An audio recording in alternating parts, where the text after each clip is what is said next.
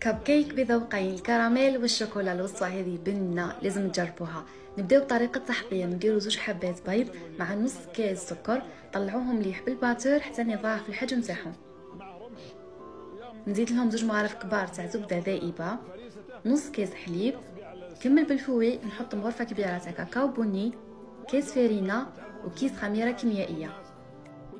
من بعد نفرغ هذا الخليط في قوالب خاصين بالكب كيك ونطيبهم على درجة حرارة 180. بعد ما يطيبوا نخليهم يبردوا ونجي نحشيهم بلا باتا سارتيني كرانشي وسنيكرز.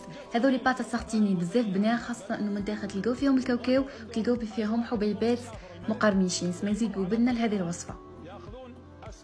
تقريبا نحط ملعقة صغيرة في الوسط، نص راح نديرو بسنيكرز ونص راح نديرو بالكرانشي.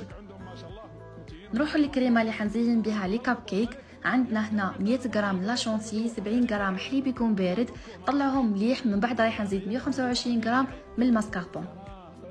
هذه الكريمه حبيت اني نديرها بطعمين الكراميل والشوكولا، فزت من عطر الكراميل وعطر الشوكولا من غوستو اللي يخليه الطعم يكون طبيعي ويزيدوا بنه لهذه الكريمه.